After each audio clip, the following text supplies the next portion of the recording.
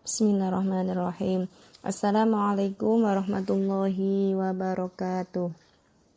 Alhamdulillahi nasta'inuhu wa nastaghfiruh wa na'udzu billahi min syururi anfusina wa min sayyiati a'malina may yahdihillahu fala mudhillalah wa may yudlil fala hadiyalah.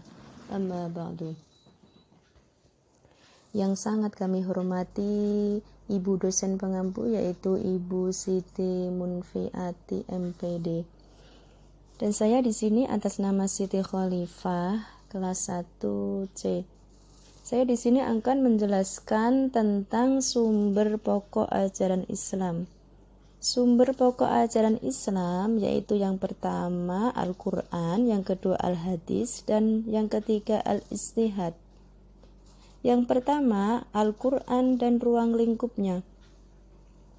Pengertian dan sejarah Al-Quran secara umum, para ulama mendefinisikan Al-Quran sebagai firman Allah Subhanahu wa Ta'ala yang diturunkan kepada Nabi Muhammad SAW melalui perantara malaikat Jibril dengan berbahasa Arab yang dijamin kebenaran isinya dan menjadi hujah dan mukjizat bagi Rasulullah SAW.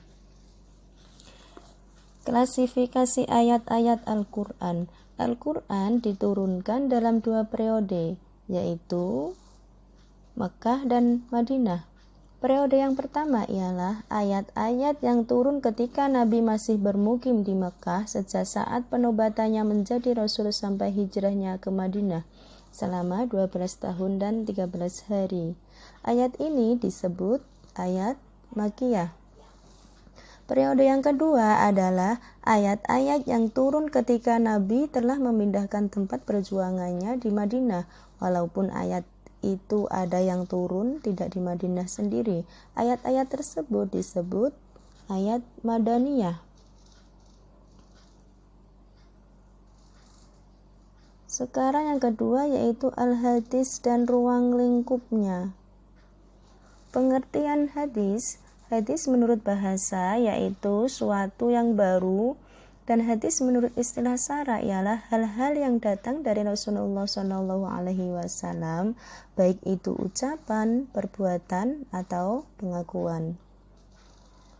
Posisi dan fungsi hadis.